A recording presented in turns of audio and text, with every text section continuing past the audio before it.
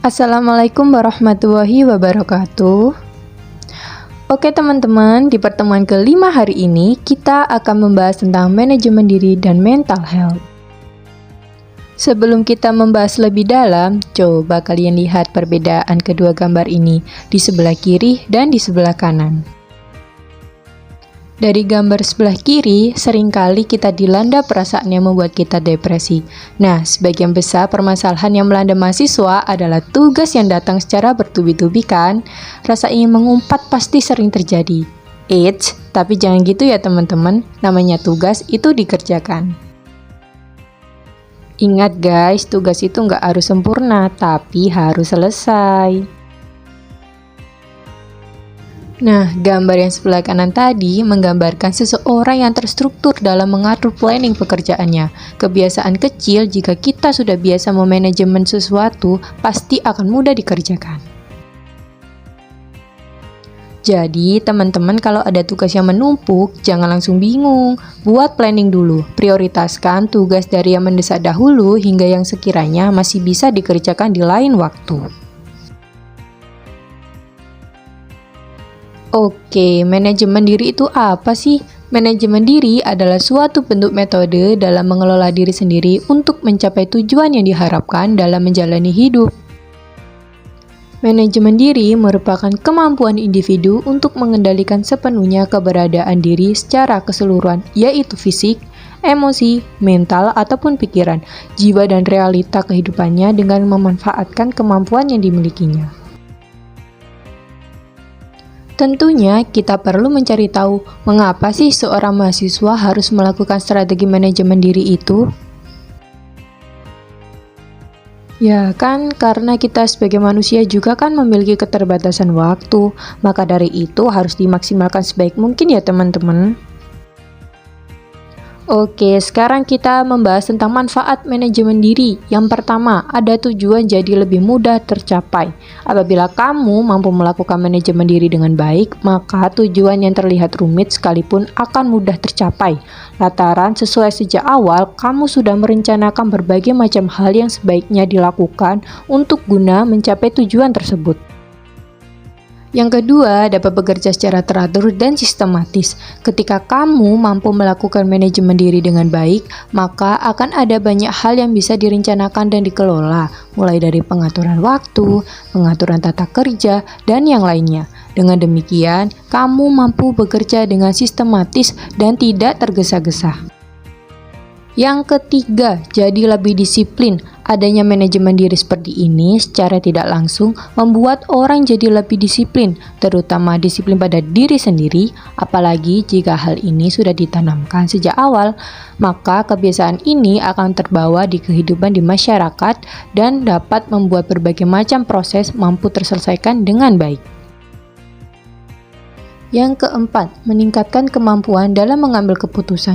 Kemampuan manajemen diri yang baik akan membuat kamu mengasah kemampuan dalam mengambil keputusan secara tepat karena keteraturan dalam hidup akan lebih memudahkan kita membuat keputusan.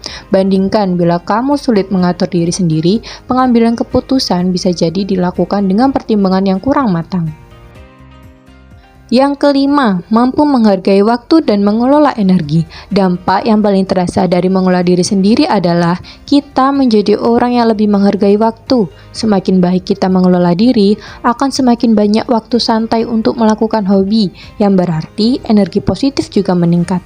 Walaupun terlihat sepele, jika manajemen diri sudah diterapkan sejak awal, pasti banyak tujuan yang bisa dicapai dan mungkin juga kesuksesan hidup bisa kamu raih.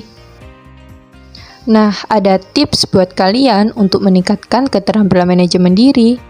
Yang pertama, jangan sering menunda pekerjaan, karena semakin kita menunda maka rasa malas dan sebagai hal yang akan tertimbun jika tidak segera dilakukan, akhirnya kita kehabisan waktu untuk mengerjakannya.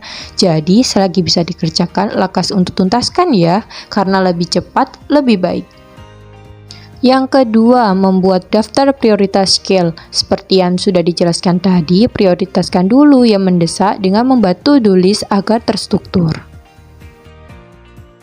Yang ketiga, mengevaluasi diri dan hal-hal yang telah dilakukan. Nah, biasanya setelah kita mengerjakan sesuatu, kita bisa mengevaluasi diri apakah pekerjaan kita sudah baik atau belum. Dari sini kita dapat memperbaiki kekurangan dan mengoptimalkan lebih baik lagi. Perlu diingat, jika seseorang tidak mampu memahami dirinya sendiri dan tidak meningkatkan keterampilan self-managementnya saat ini, besar kemungkinan ia tidak akan memahami tujuan dari dirinya dalam melakukan aktivitas ataupun pekerjaan. Pasti teman-teman sering kan dengar kata-kata mental health.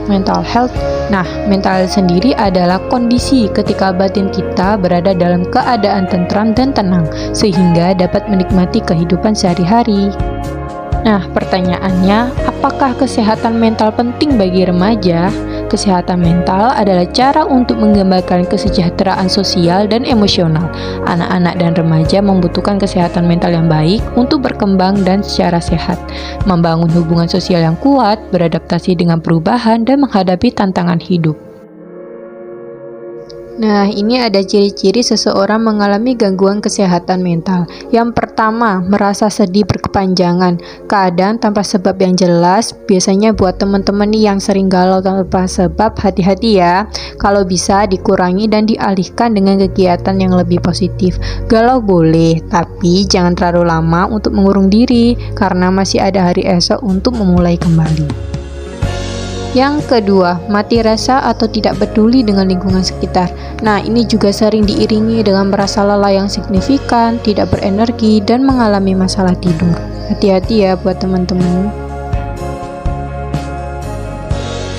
Ayo, ini yang biasanya sering marah-marah berlebihan dan sangat sensitif. Kayak diajak ngobrol nggak mau, udah bawaannya pengen marah kepada semua orang ini. Yang keempat, memiliki pengalaman buruk yang tidak bisa dilupakan. Biasanya terjadi ketika kita terlalu memikirkan dan susah untuk melupakannya atau gamon, gagal move on, membuat mindset kita jadi down dan berkelanjutan. Bagi teman-teman yang pernah merasakan hal tersebut, jangan bersedih. Ini ada beberapa tips dari Mbak yang bisa dilakukan. Oke, yang pertama ini jangan lupa untuk bersyukur, karena rasa syukur yang kita miliki dapat meningkatkan ketakwaan kepada Tuhan Yang Maha Esa. Bila kita mensyukuri nikmatnya dan senantiasa berusaha sebaik mungkin, insya Allah akan dipermudah urusannya.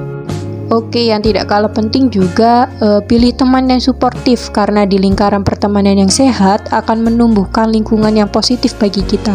Saling mengingatkan dan menasihati serta berbagi dapat meningkatkan produktivitas dan mental yang baik. Nah, ubah kata tidak bisa menjadi bisa. Sebelum dicoba jangan putus asa ya teman-teman, karena kita tidak tahu jika belum mencobanya. Jika gagal bisa bangkit lagi, karena guru yang baik adalah dari pengalaman itu sendiri. Nah, ini istirahat, namanya juga hidup, pasti ada kalanya capek. Jadi rehat dulu sebentar untuk memulihkan pikiran. Istirahat di sini kembali pada diri kalian masing-masing. Ada yang suka untuk liburan, ada yang suka buat ngelukis, ada yang suka buat tidur untuk memulihkan pikiran, dan masih banyak lagi. Yang tak kalah pentingnya, tentukan tujuan, karena hidup pasti memiliki tujuan. Dimulai dari hal kecil seperti menentukan hari ini aku harus bangun pagi misalkan, untuk beribadah dan berolahraga agar pikiranku jernih dan menjaga kesehatan tubuh. Dengan menerapkan prinsip tujuan, kalian bisa mengarahkan kepada diri kalian sendiri, oh aku harus begini agar jadi seperti ini. Ini nih, toxic relationship. Pasti kalian juga sering mendengar istilah toxic relationship. Nah, di sini toxic relationship ini adalah suatu hubungan yang mana menyebabkan suatu dampak tak sehat, baik itu bagi fisik maupun bagi kondisi mental seseorang. Perlu diingat ya teman-teman, jika kita terjebak dalam hubungan yang mengarah ke toksik, perlu hati-hati. Sebenarnya bukan hanya bisa terjadi dari pasangan saja, toxic relationship juga bisa terjadi pada lingkungan pertemanan hingga keluarga. Jadi, agar mental kita tetap baik, kita juga harus selektif dalam memilih pergaulan yang baik dan pola hidup sehat, dan mengutamakan iman kepada Tuhan Yang Maha Esa.